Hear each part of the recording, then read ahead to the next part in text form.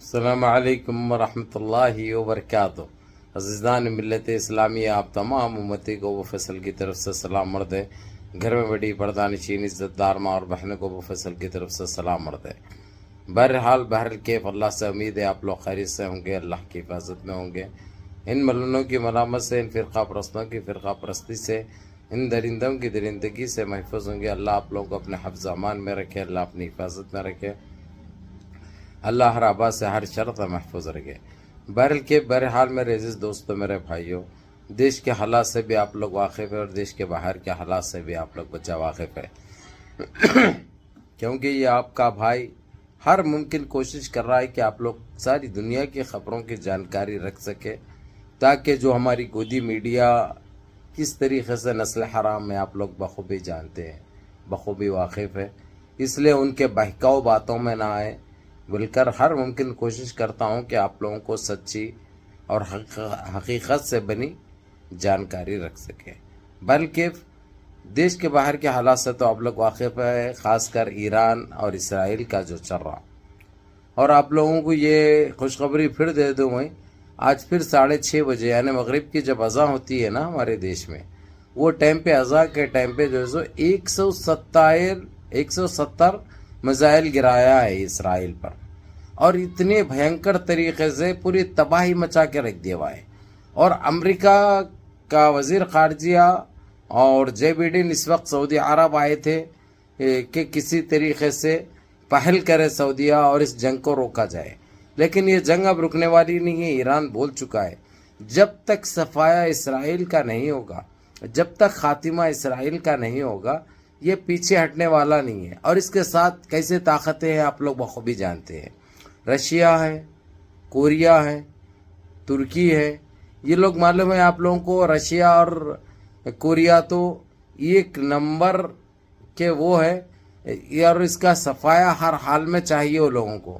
اب ان کا ایران سے، ایران کے روپ میں مل گیا ان کو، اس لیے وہ لوگ جتنا ہو سکتا پوری مدد بھی کر رہے ہیں۔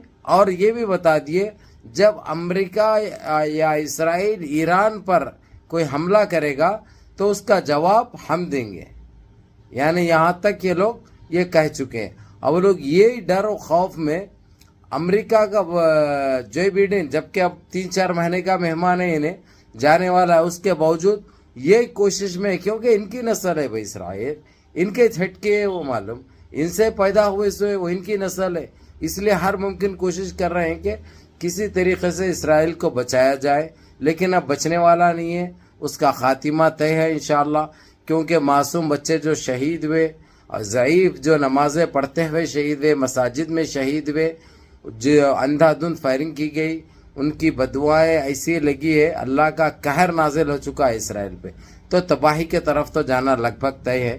اور اس کے علاوہ بہرحال یہ آپ لوگوں میں جو بے چینی سی پائی گئی ہے، جو آپ لوگوں کو فیک نیوزیں مل رہی ہے، غلط نیوزیں مل رہی ہے کہ ایران پہ مار دیا انہیں، لبنان پہ مار دیا انہیں، یہ ایسا کر دیا، بائیگن بھی نہیں کر سکتا انہیں، اب اس کی نہ تو ہمت ہے نہ تو طاقت ہے، انہیں اگرچہ یہ کرا، اگرچہ تو سمجھو کہ جو اس کا صفایا ہوگا پوری دنیا مل کے مارے گی اس کو۔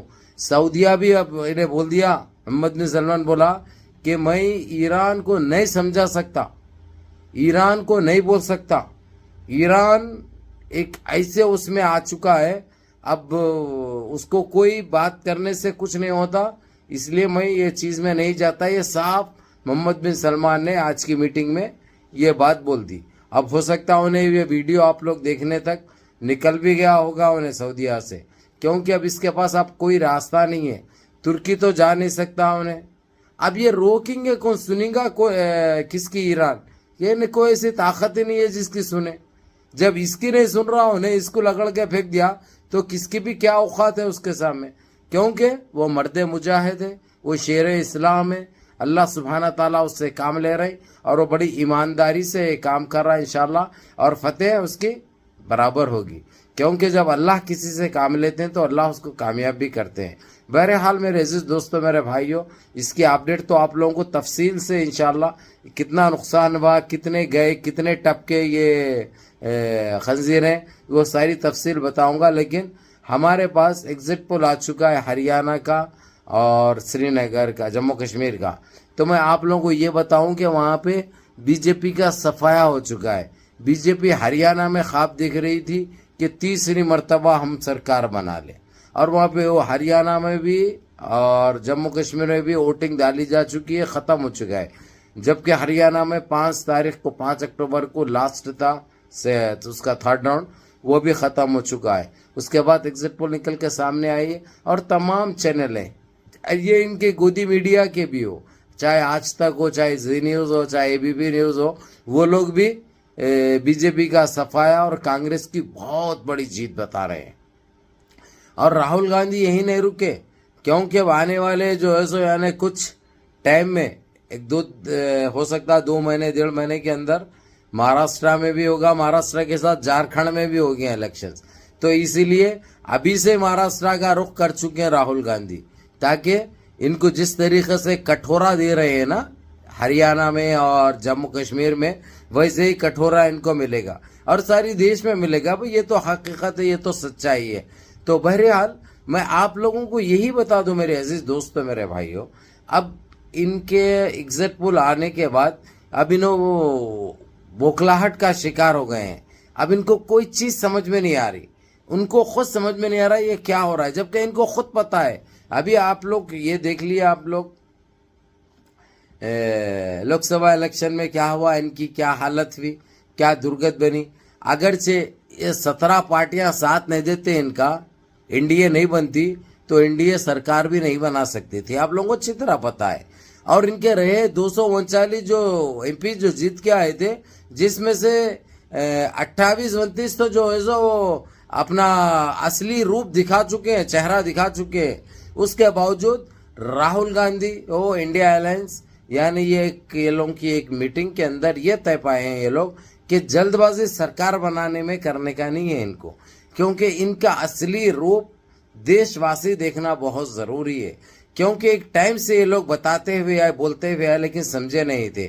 تو اسی لیے انہوں رہتے ہوئے ان کے ساتھ ہونا یہ بول کے ایک بہت بڑی پالیسی ہے. اور وہ خاندانی رئیس زادے ہیں، وہ خاندانی سیاست ہے ان کے پاس، ان کی نسلوں میں، ان کے خون میں سیاست ہے.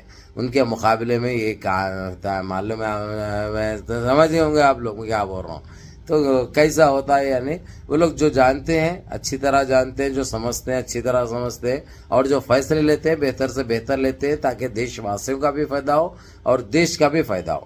بہر کے میرے عزیز دوستو، میرے بھائیوں، آپ لوگوں کو یہی بتانا تھا. ایگزٹ پول آ چکے ہیں ہریانہ کے اور جموں کشمیر کے، وہاں پہ بی جے پی کی ٹکڑی صاف ہو چکی ہے. وہاں پہ کانگریس اپنی سرکار بنانے جا رہی ہے. ان کی 2 مرتبہ تو بی جے پی کی وہاں پہ سرکار تھی ہریانہ میں، جب تیسری مرتبہ جو خواب دیکھے تھے وہ خواب چکنا چور ہو گیا. جبکہ یہ لوگ وہاں پہ ایڑی چوٹی کا زور لگائے، وہاں پہ یہ لوگ ڈیرا ڈالنے کے بیٹھے تھے 26-27 دن. اب کون آپ لوگوں کو اچھی طرح پتا ہے، میں نام لینا نہیں چاہتا.